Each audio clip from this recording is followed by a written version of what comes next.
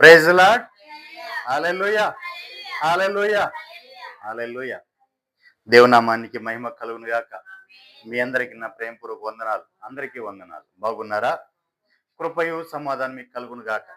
పునరుత్థాన దీవెనలు ఆశీర్వాదాలు మీకు మీ బిడ్డలకు మెండుగా కలుగును గాక. ఆమేన్. చూడండి ప్రియులారా, మరి ఈ దినం పరిశుద్ధాత్మ దేవుడు నీతో నాతో ఏం మాట్లాడబోతున్నారో అట్టి మాటలు మనం ధ్యానించుకుందాం. ప్రభువే మనకు సహాయము చేయను గాక. ఆమేన్. చూడండి ప్రియులారా, యెషయా పుస్తకం 49వ అధ్యాయం 12వ వచనం ధ్యానించుకుందాం.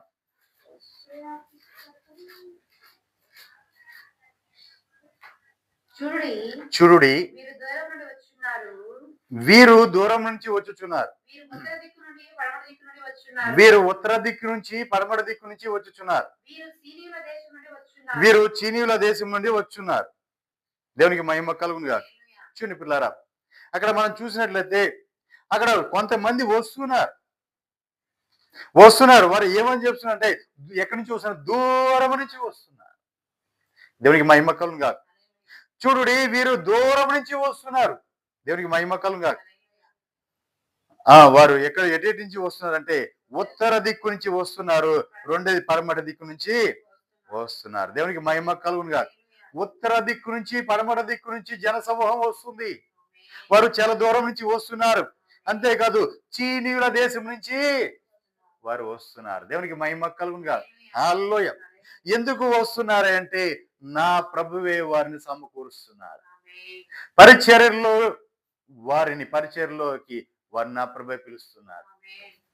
ఉత్తరపు దిక్కు నుంచి పడమటి దిక్కు నుంచి వారు వస్తున్నారు. రెండోది చీనీయుల దేశం నుంచి వారు వస్తున్నారు. దేవునికి మహిమ కలుగును గాక. హల్లెలూయా. అనేకులు నా ప్రభువే సమకూర్చిపోతున్నారు. ఆయన పిలుస్తున్నారు. దేవునికి మహిమ కలుగును గాక. హల్లెలూయా. ఉత్తర దిక్కు అని అనుకుంటున్నాం కదా. ఒకటి రెండు మాటలు ఉత్తర దిక్కు నుంచి మాట్లాడుకుందాం. యోబు పుస్తకం 37వ అధ్యాయం 22వ వచనం ధ్యానించుకుందాం. 37:22 యోబు 37 చాప్టర్. ఉత్తర దిక్కున సువర్ణ ప్రకాశం పుట్టును. దేవుడు భీకరమైన మహిమను ధరించి ఉన్నారు. ఏం పుడుతుంది? ఉత్తర దిక్కున సువర్ణ ప్రకాశం పుడుతుంది. మనకు ఉత్తరం ఎటు? ఉత్తరపు దిక్కున సువర్ణ ప్రకాశము పుడుతుంది. దేవునికి మహిమ కలుగును గాక. హల్లెలూయా. ఉత్తర దిక్కున సువర్ణ ప్రకాశం, గొప్ప వెలుగు పుడుతుంది. ఆ వెలుగు ఉత్తర దిక్కున పుడుతుంది.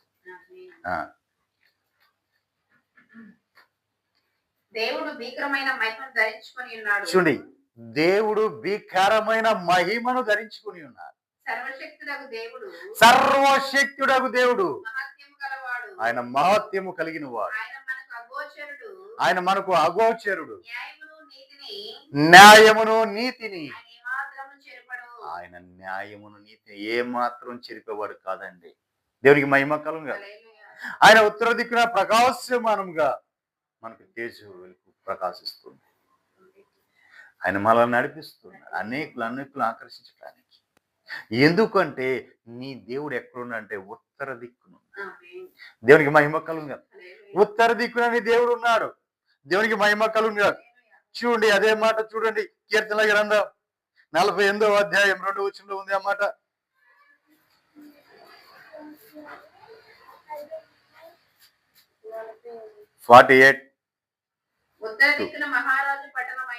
ఉత్తర దిక్కున మహారాజు పట్టణమైన సియోను పర్వతము రమ్యమైన ఎత్తుగల చోట ఉంచబడి సర్వభూమికి సంతోషకరంగా ఉంది. హల్లెలూయా. ఉత్తర దిక్కున ఏముందండి? సియోను పర్వతం ఉంది, మహారాజు పట్టణం ఉంది అక్కడ. దేవునికి మహిమ కలుగును గాక. ఏముంది? ఉత్తర దిక్కున మహారాజు పట్టణం సియోను ఉంది. దేవునికి మహిమ కలుగును గాక. ఆ పర్వతం ఎక్కడ? ఉత్తర దిక్కున ఉందండి, మన దేవుడు ఉండే చోటు. ఆ సియోను పర్వతం ఎక్కడ ఉందంటే ఉత్తర దిక్కున ఉంది. దేవునికి మహిమ కలుగా. ఆ ఉత్తర దిక్కున్న పట్టణం పేరు మహారాజు పట్టణం. దేవునికి మహిమ కలుగా. ఆ సియోను శిఖరము ఎత్తు చేయబడిన శిఖరం అక్కడ ఉన్నది. దేవునికి మహిమ కలుగా. సియోను శిఖరములో నా ప్రభైన సింహాసనం ఉంది అక్కడ సియోనులో. దేవునికి మహిమ కలుగునుగా. హల్లెలూయా. నిజం పిల్లారా, మన దేవుని మనం వెతికేట, మన దేవుని మనం కనుక్కోవడానికి చూస్తే ఆయన ఎక్కడ ఉన్నాడంటే ఉత్తర దిక్కుగా ఉన్నాడు. దేవునికి మహిమ కలుగా. హల్లెలూయా. కింద వచ్చిన చూడండి, రమ్యమైన అందమైన ఎత్తు చోటన ఉంచబడి సర్వభూమికి సంతోషకరముగా ఉంది. హల్లెలూయా. సర్వభూమికి కూడా సంతోషకరంగా ఉంది. ఏంటది? ఉత్తర దిక్కున ఉన్న మహారాజు పట్టణం. దేవునికి మహిమ కలుగు. ఆ మహారాజు పట్టణము ఉత్తర దిక్కున ఉండటమే కాదు, సర్వ మానవాళికి సంతోషకరమైన. దేవునికి మహిమ కలుగు. హల్లెలూయా. ఇదిగో నీ దేవుడు ఏం చేస్తున్నాడు? ఎక్కడ నుంచి అంటే ఉత్తర దిక్కు నుంచి నీ దేవుడు వస్తున్నాడు. దేవునికి మహిమ కలుగునుగా. హల్లెలూయా. హల్లెలూయా. ఉత్తర దిక్కున ఆ మహారాజు పట్టణం ఉంది. సియోను పర్వతము అక్కడ ఉంచబడి ఉంది. దేవునికి మహిమ కలుగునుగా.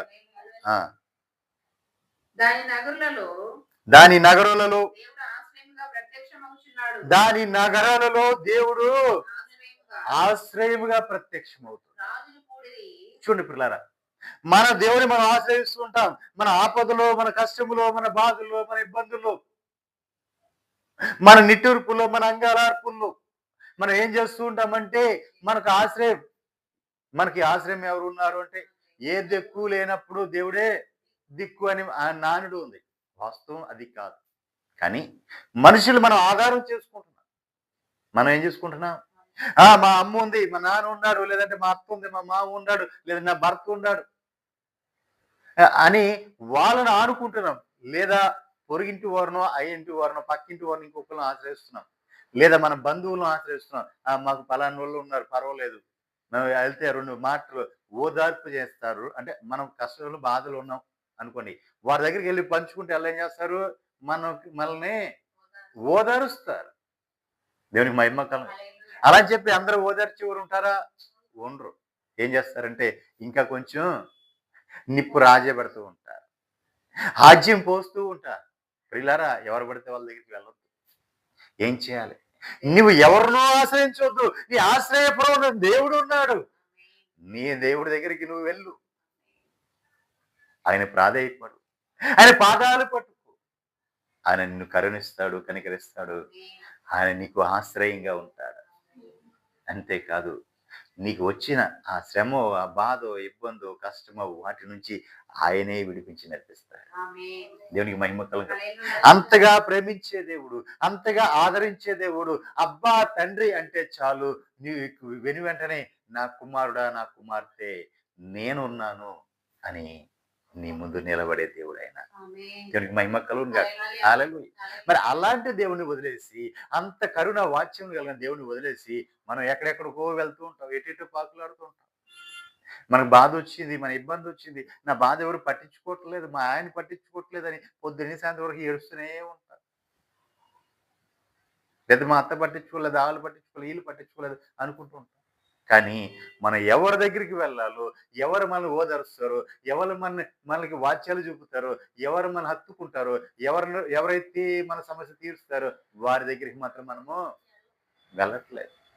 పిల్లారా, మనకి దేవుడు ఉన్నాడు, ఆశ్రయం. ఆయన మనకి ఆశ్రయమైన దేవుడు ఉన్నాడు, మనల్ని ఆదుకునే దేవుడు ఉన్నాడు, మనల్ని ప్రేమించే దేవుడు ఉన్నాడు, మనల్ని విడిపించే దేవుడు ఉన్నాడు. ఆయన దగ్గరికి మనం వెళ్ళాలి. మనుషుల్ని ఆధారం చేసుకోకూడదు. మనుషుల్ని ఆధారం చేసుకుంటే అది కొంతకాలం మాత్రమే ఉంటది, కొంతకాలమే ఉంటది. తర్వాత వాళ్ళే మనకి శత్రువులుగా మారిపోతారు. కాబట్టి మనము ఆశ్రయించవలసిన మన దేవుడు మనకున్నాడు. ఆ నిశ్చిత కలిగి ఉండాలి.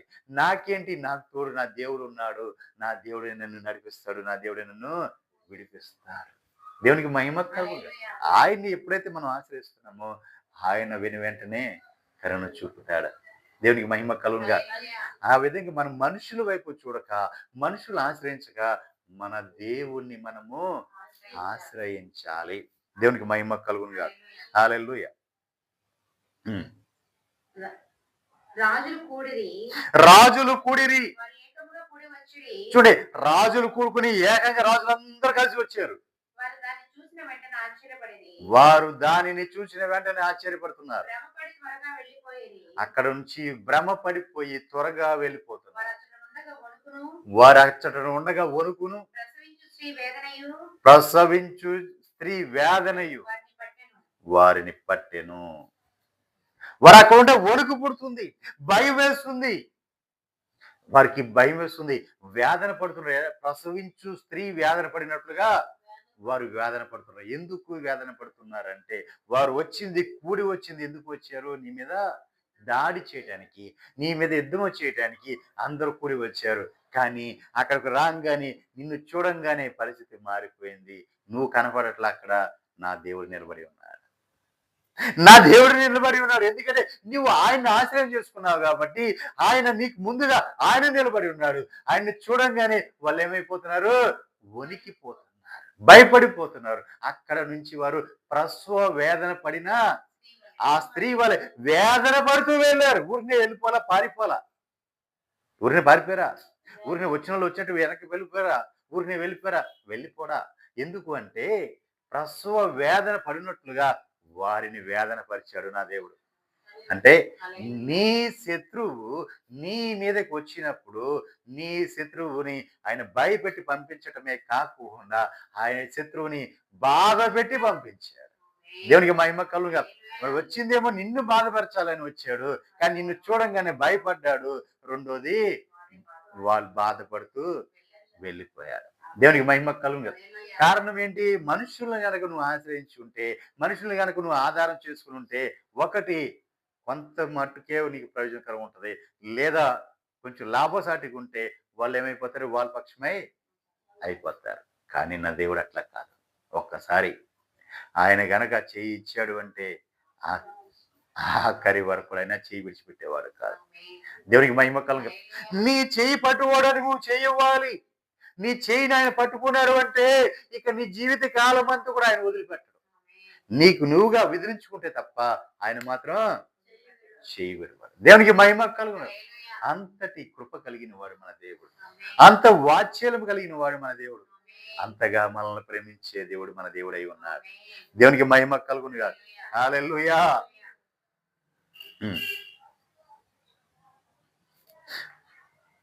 చూడండి ప్రియులారా, ఇంకా కొంచెం ముందుకు వెళ్దాం. యెషయా పుస్తకం 14వ అధ్యాయం 13 వచనం ధ్యానించుకుందాం.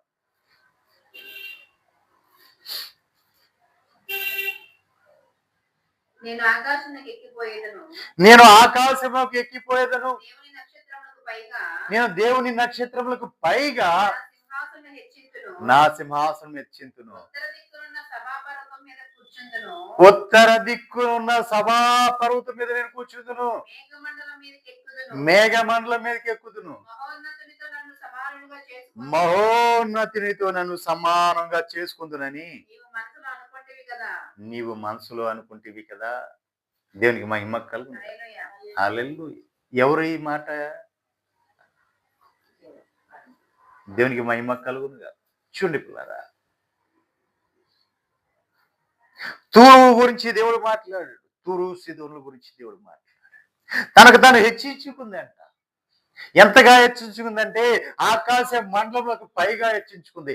దేవుని యొక్క సింహాసనానికి పైగా హెచ్చించుకుంది. అంతగా హెచ్చించుకుంది. తనలోని తన వైభవం చూసి, తనలో జరుగుతున్న వ్యాపారాలు చూసి, తన చెందిన వృద్ధిని చూసి, తనలో ఉన్నవారు అంత గొప్పవారు అని చెప్పి అదేమవుతుంది? తను హెచ్చించుకుంది.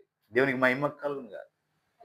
ఎంతగా హెచ్చించుకుందంటే, దేవుని సింహాసనము కంటే ఎత్తుగా పైగా హెచ్చించుకుంది. దేవునికి మహిమ కలుగును. హల్లెలూయా. అలా హెచ్చించుకోవడం కాదండి నా దేవుడు చెప్పేది. అలా హెచ్చించుకోకూడదు. నీవెప్పుడు కూడా దేవుని ఆశ్రయిస్తూనే ఉండాలి.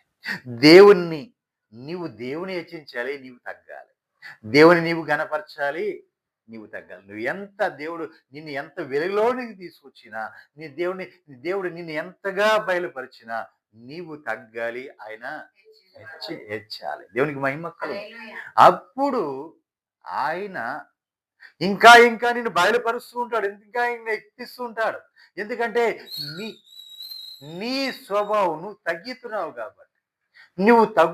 కాబట్టి, నువ్వు లొంగుతున్నావు కాబట్టి, దేవునికి నీవు అప్పగించుకున్నావు కాబట్టి, ఆయన్ని గనపరుస్తున్నావు కాబట్టి, ఆయన ఏం చేస్తుంటాడు, నీవు ఎంతగా ఆయన గనపరుస్తున్నావో ఆయన నిన్నంతగా మహింపరుస్తూ ఉంటాడు. ఎందుకంటే ఆయన నీ వలన మెప్పు పొందినప్పుడు ఆయన ఒక మహిమ ప్రకాశము నీ మీద ప్రకాశింపజేస్తాడు. అప్పుడు నిన్ను ఇలా ఎత్తి పడుతుంటాడు. దేవునికి మహిమ కలుగును. తన చేతులతో నిన్ను ఎత్తి పడుతూ ఉంటాడు. ప్రపంచం నలుదిక్కులో కూడా అందరూ కూడా నువ్వు బయలుపరచబడినట్టు, నువ్వు తెలియబడినట్టుగా అందరికీ ముందుగా నిన్ను హెచ్చిస్తూ ఉంటాడు. కానీ నన్నే హెచ్చించారు కదా అని చెప్పి, నేను ఇది అవుతున్నాను కదా అని చెప్పి నీకు నువ్వుగా నిన్ను ఏమైనా ఇది చేసుకున్నావంటే మాత్రం దేవుడు తురు సిదోను చేసినట్టుగా చేస్తాడు. సిదోను ఏం చేసిందంటే తనకు తాను హెచ్చించుకుంది. దేవునికి మహిమ కలుగును. హల్లెలూయా, హల్లెలూయా. పౌలు బర్నబాలు ఒక ప్రాంతానికి వెళ్ళారు. ఆ ప్రాంతానికి వెళ్ళి అక్కడ ఉన్న ఒక అతను బాగు చేశారు. అనేక రోగులను స్వస్థపరుస్తుంటే అక్కడ ఉన్న ఆ ప్రాంతంలో ఉన్న వారంతా ఏం చేశారంటే వీళ్ళని ఎత్తుకొని వీళ్ళకి ఊరేగిస్తాం, జైలు కొడుతున్నారు. ఎందుకు అయ్యా మమ్మల్ని ఇలా చేస్తున్నారు, మేము మీలాంటి మనుషులమే, ఇది తప్పు, ఇలా చేయకూడదు మీరు అంటే, లేదు మీరు మా దేవతలు, మమ్మల్ని కరుణించడానికి వచ్చిన వారు, ఇదిగో మా పాలెములో వీళ్ళందరూ స్వస్థపరుస్తారు, ఇంత కార్యం చేస్తారంటే మీరు మనుషులు కాదు, మీరు దేవతలు అంటున్నారు.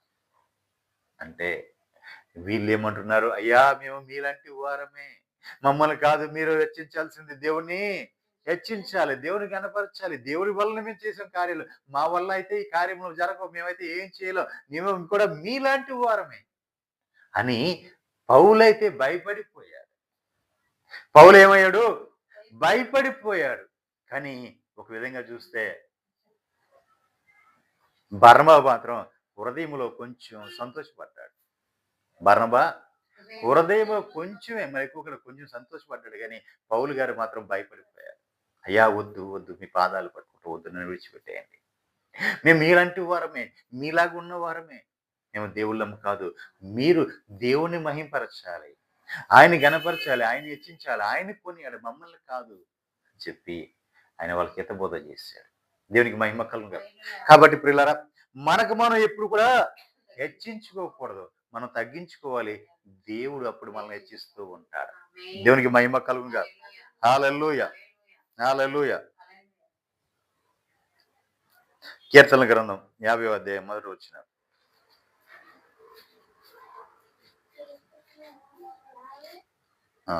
Chapter first. దేవాది దేవుడు ఆజ్ఞిస్తున్నాడు, తూర్పు దిక్కు మొదలుకొని పడమటి దిక్కు వరకు.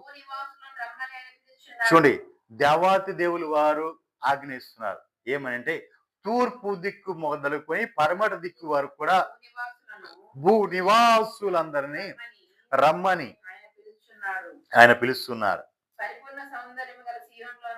చూడండి, ఎందుకు పిలుస్తున్నారంటే అందరినీ కూడా రండి, తూర్పు దిక్కు నుంచి పడమటి దిక్కు వరకు ఉన్న వారందరూ కూడా నా యొద్దకు రండి అని చెప్తున్నాడు.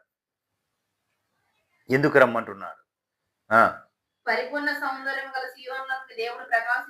పరిపూర్ణమైన సౌందర్యము కలిగిన ఆ సీయోనులోని దేవుడు ప్రకాశిస్తున్నాడు. దేవునికి మహిమ కలుగు. పరిపూర్ణమైన సౌందర్యం అంటే ఎక్కడ వెలితి లేదు, ఎక్కడ తక్కువ లేదు, అన్ని కూడా పరిపూర్ణమే.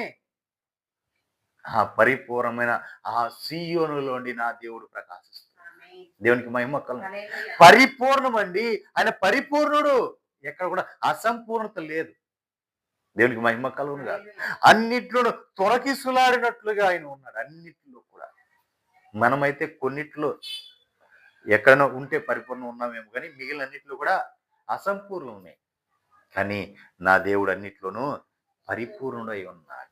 ఆ పరిపూర్ణుడు ఉండే ఆ నివాస స్థలమైన ఆ సీయోను, పరిపూర్ణమైన సీయోనులో ఆయన ప్రకాశిస్తున్నాడు.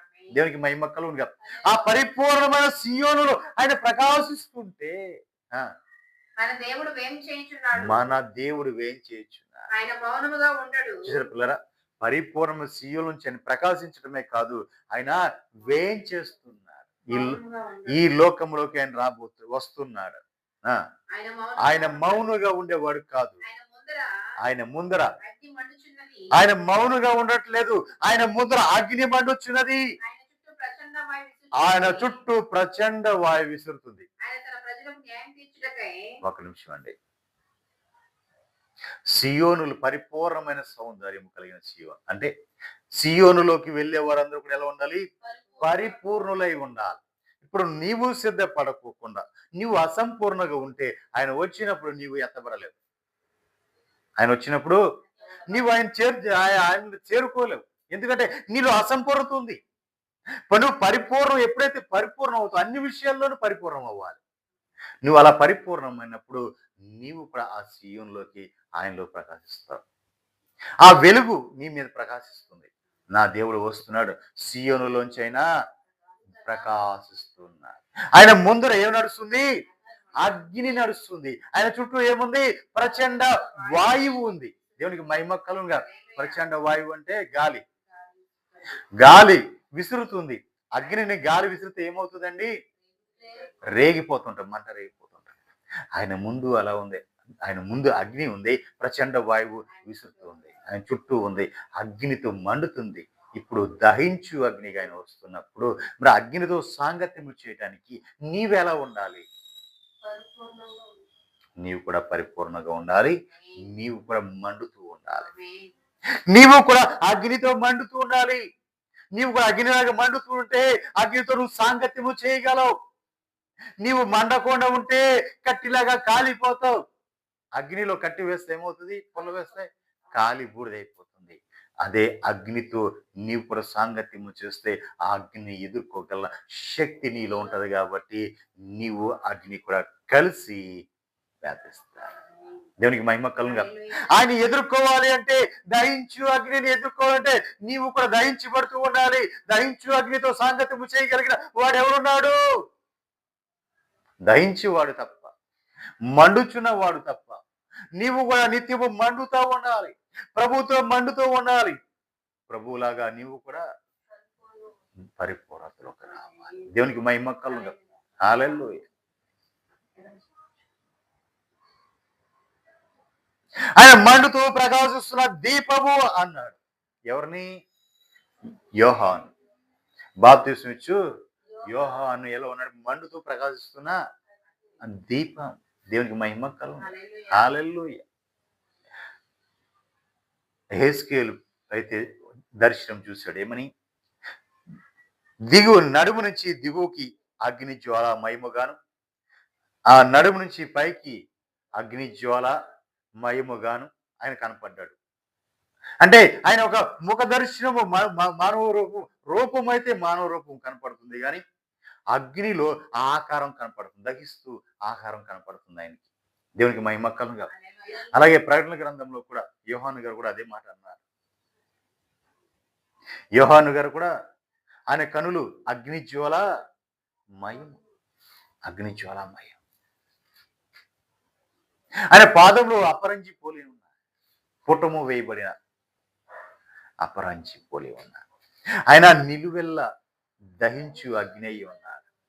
దహించు అగ్ని ఉన్నాడు. ఆ నిలువెల్ల దహించు అగ్నిని నీవు సాంగత్యము చేయాలంటే, ఆయనతో కలిసి నువ్వు జీవించాలంటే, ఆయనతో కలిసి నువ్వు ఉండాలంటే, ఆయనతో కలిసి నీవు నడవాలంటే నీవు కూడా దహించబడుతూ ఉండాలి. అలా నువ్వు దహించబడినప్పుడు మాత్రమే నువ్వు అగ్ని ఎదుర్కోగలవు. అలా నువ్వు దహించబడలేనప్పుడు నిన్ను దహించి వేస్తుంది అగ్ని. దేవునికి మహిమ కలుగునుగా. కాబట్టి నీవు దహించబడుతూ ఉండాలి. ఎప్పుడు కూడా నీవు మండుతూ ఉండాలి. దేవునికి మహిమ కలుగునుగా. కింద వచ్చిన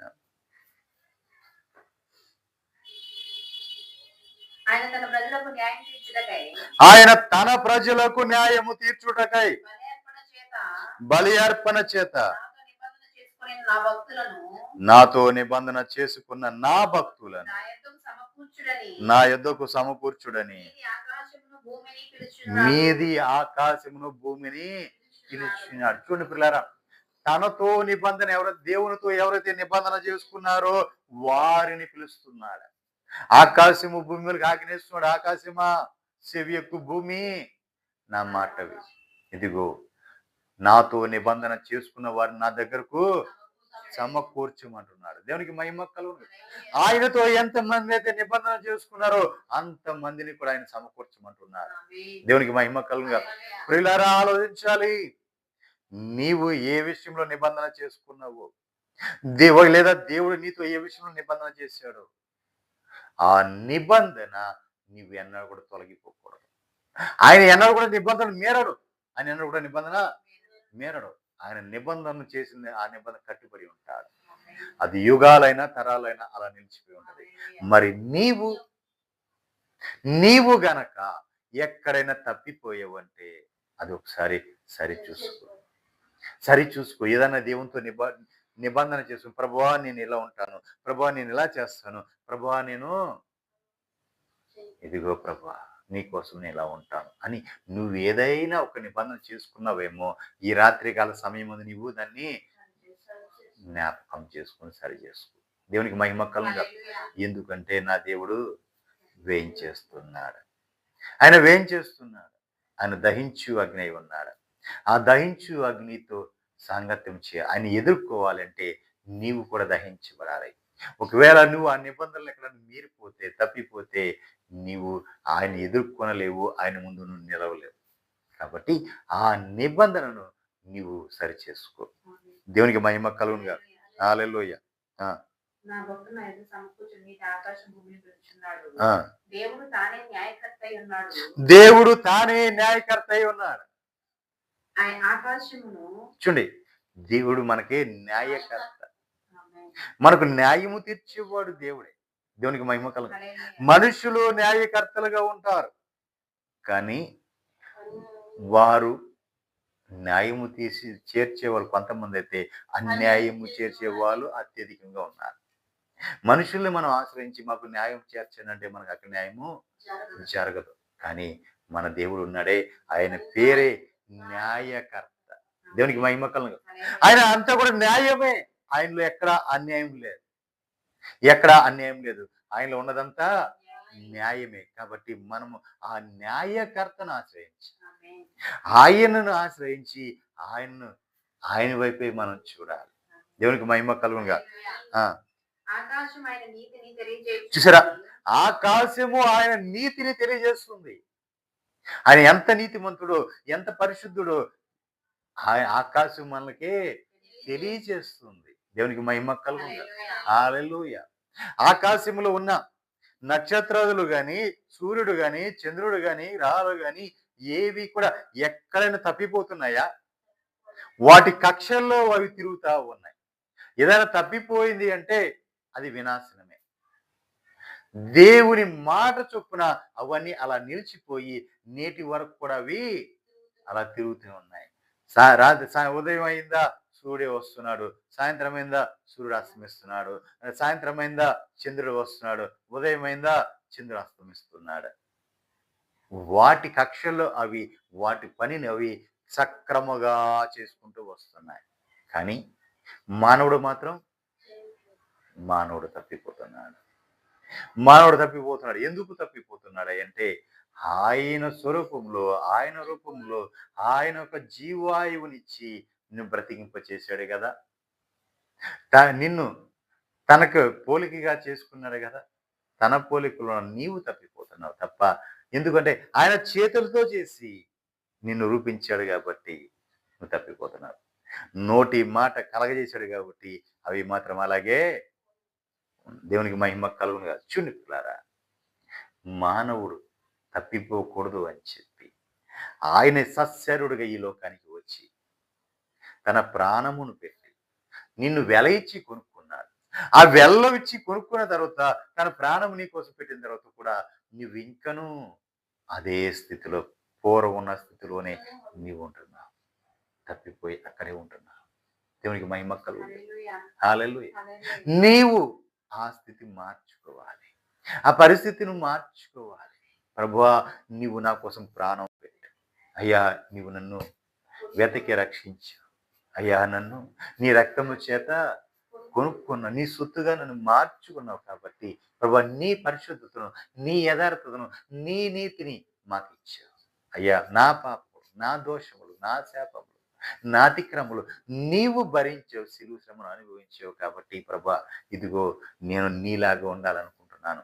అయ్యా, ఇదిగో ఇక మీదట అయ్యా, ఇదిగో నన్ను క్షమించావు కాబట్టి నేను పరిశుద్ధంగా ఉండాలనుకుంటున్నాను. అయ్యా, నేను ఏ లోపం లేకుండా ఉండాలనుకుంటున్నాను. అయ్యా, నేను అన్నిట్లో కూడా పరిపూర్ణుడై ఉండాలని అనుకుంటున్నాను అని నీవు ఆయన్ని ఆశ్రయించగలగాలి. దేవునికి మహిమ కలుగును. హల్లెలూయా. హల్లెలూయా. నా నా జనులారా, ఉమ్. నేను మాట్లాడుకోవచ్చున్నాను, ఆలకించుడి. నా జనులారా, నేను మాట్లాడబోచున్నాను, ఆలకించుడి. ఇశ్రాయేలు ఆలకింపుము. ఓ ఇశ్రాయేలు ఆలకించుము. నేను దేవుడను, నేను దేవుడను, నీ దేవుడను. నేను నీ దేవుడను, నేను నీ మీద సాక్ష్యం పలికెదను. నేను నీ మీద సాక్ష్యం పలికెదను. దేవునికి మహిమ కలుగును. దేవుడే, నీ దేవుడే. ప్రభువా ప్రభువా ప్రభు అని ప్రతి విషయంలోను, ప్రతి దానికి ప్రభువా ప్రభువా అంటున్నావు కదా. మరి ఆ ప్రభువు నేను నీ దేవుడిని, నేను నీ మీదే సాక్ష్యం పలుకుతాను అంటున్నాడు. దేవునికి మహిమ కలుగును. అంటే నీ గురించి ప్రభువే సాక్ష్యం ఇస్తాను అంటున్నాడు. ఆ సాక్ష్యం ఏమై ఉండాలి? ఆ సాక్ష్యం ఎలా ఉండాలి? నా కుమారుడు, నా కుమార్తె నాకు ఇష్టమైనట్లుగా నా త్రోవలో నడుచుకున్నారు, నాకు ఇష్టం వచ్చినట్లుగా జీవించారు, ఇదిగో వీళ్ళు నా సొత్తు అని పలకాల. ఇదిగో వారికి ఇష్టమైన జీవితం వారు జీవించారు, వాళ్ళకి ఇష్టమైన మార్గంలో వాళ్ళు నడుచుకున్నారు కాబట్టి వీళ్ళు నేను అసహించుకుంటున్నాను అని పలకాల. దేవునికి మహిమ కలుగును. ఆయన సాక్ష్యం ఇవ్వబోతున్నాడు. సాక్ష్యం అంటే మామూలు సాక్ష్యం కాదు, నీ నడవడికి అంతా కూడా ఆయన బయలుపరచబోతున్నాడు. కాబట్టి మనము ఆయనకి ఇష్టమైనట్లుగా నడుచుకుందాము. దేవునికి మహిమ కలుగును. హల్లెలూయా. యెషయా పుస్తకం 59:19. 2 నిమిషాలు ఆగండి, మధ్యలో చేయకూడదు, కూర్చోను.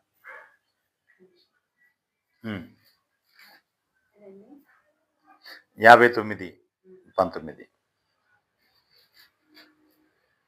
పడమటి దిక్కునున్న వారు యెహోవా నామముకు దేవునికి మహిమ కలుగును గాక. దేవునికి మహిమ కలుగును గాక. చూడండి పిల్లలు, ఒక నిమిషం.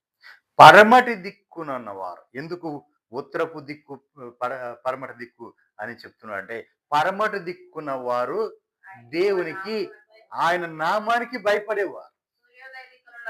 సూర్యోదయ తూర్పు దిక్కునున్నవారు ఆయన మహిమకు భయపడతారు. దేవునికి మహిమ కలుగును. హల్లెలూయా.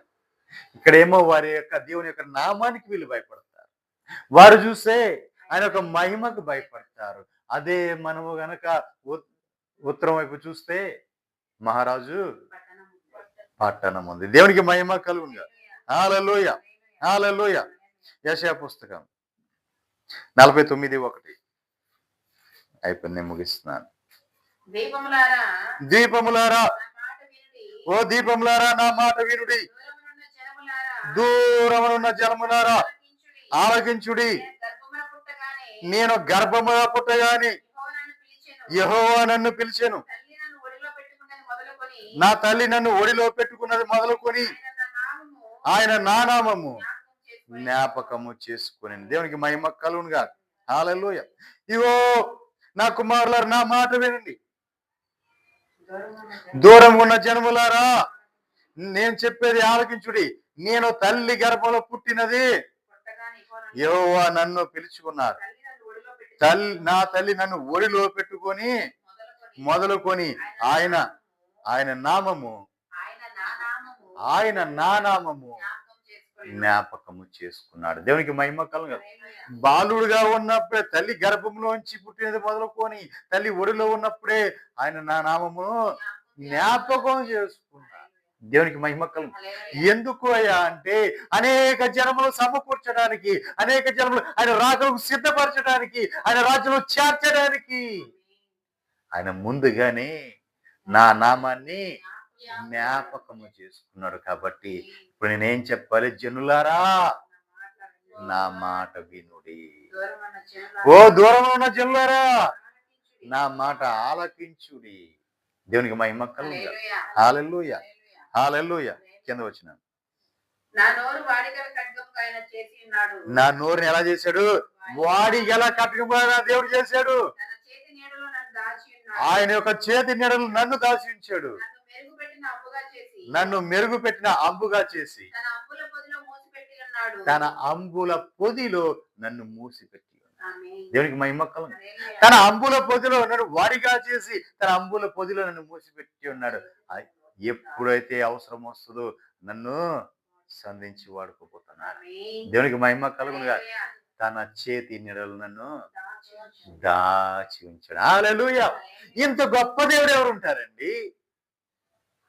తన చేతి నీడలో భద్రపరిచేవారు ఏ దేవుడు ఉన్నారు? మన దేవుడు మాత్రమే ఉన్నారు. నేను చెప్పగలను. ఎందుకంటే నేను అనుభవిస్తున్నాను కాబట్టి నేను చెప్పగలను. ఆయన రెక్కల కింద ఆయన చేతుల్లో మనం భద్రపరుచుకుని దాచుకున్నాడు. దేవునికి మహిమ కలుగునుగా. హల్లెలూయా. కింద వచ్చిన ఇశ్రాయేలు ఇశ్రాయేలు నీవు నా సేవకుడవు. ఇశ్రాయేలు నీవు నా సేవకుడవు. నీలో నన్ను మహిమపరచుకునేదను ఎందుకు పిలుచుకున్నాడంటే నీలో నేను నన్ను మహింపరచుకుంటాను అని ఆయన నాతో చెప్పాను. అని ఆయన నాతో చెప్పాను. ఆయనను వ్యర్థమని దేవునికి మహిమ కలుగునుగా. హల్లెలూయా. నేను నీ ద్వారా మహిమ పొందుతాను, నీలో నన్ను మహిమపరుచుకుంటాను అని చెప్పి ఆయన చెప్తున్నాడు. దేవునికి మహిమ కలుగునుగా. చూడండి పిల్లారా, జకర్యా పుస్తకం 10వ అధ్యాయం 8వ వచనం ధ్యానించుకుందాం. 10:8.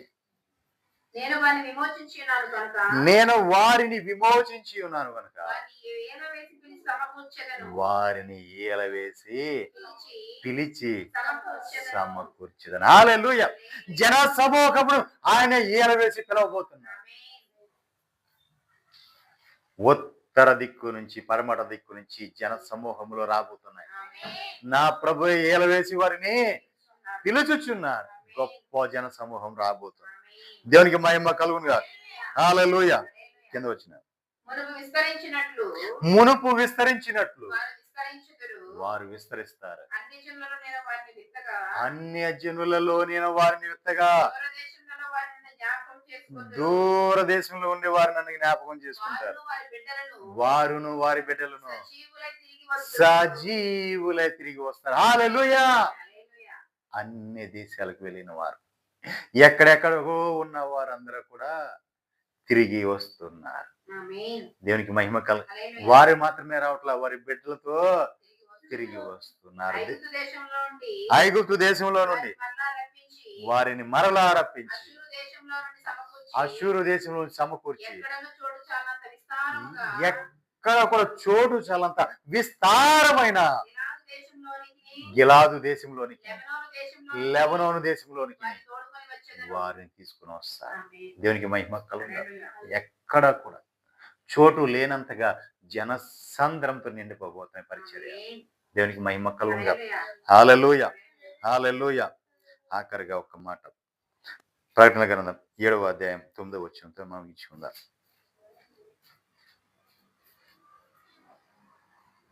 అటు తర్వాత నేను చూడగా ఆ, ఇదిగో ఇదిగో ప్రతి జనములో నుండి ప్రతి జన్మలో నుండి ప్రతి వంశములో ప్రతి వంశములో నుండి నుండి ప్రజలలో నుండి ఆయా భాషలు మాట్లాడు వారి నుండి ఆయా భాషలు మాట్లాడు వారిలో నుండి వచ్చి వచ్చి ఎవడును ఎవడును లెక్కింపజాలని ఒక గొప్ప సమూహం చూడండి, ఎవడు కూడా లెక్కింప సఖ్యము కాని గొప్ప సమూహము కనపడెను. వారు తెల్లని వస్త్రం ధరించుకున్న వారు తెల్లని వస్త్రం ధరించుకున్న వారై ఖర్జూరపు మట్టలు చేత పట్టుకొని సింహాసనం ఎదుటను గొర్రెపిల్ల ఎదుటను నిలబడి సింహాసనాసీనుడైన మా దేవునికి గొర్రె పిల్లకును మా రక్షణకై స్తోత్రమని మహాశబ్దముతో ఎలుగెత్తి చెప్పిరి. హల్లెలూయా.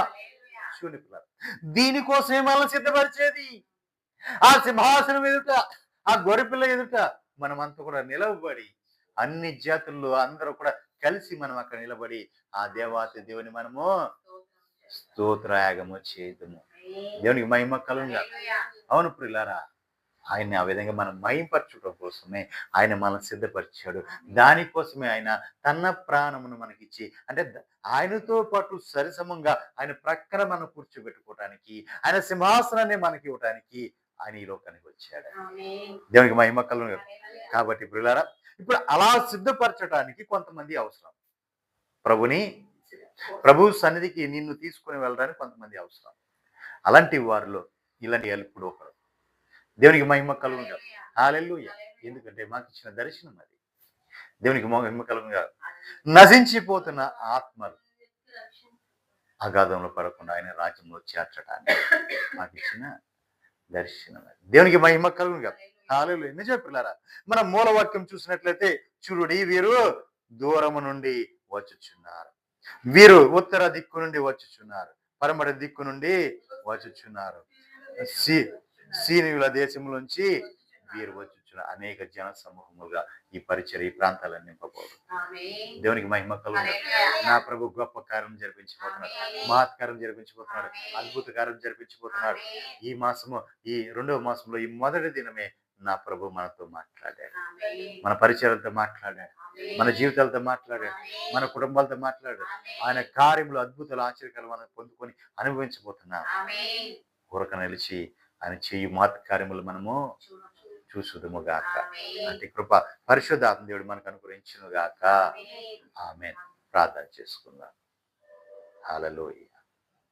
స్తోత్రం, స్తోత్రం, స్తోత్రం. మా ఆయన చర్చికి రావాలి.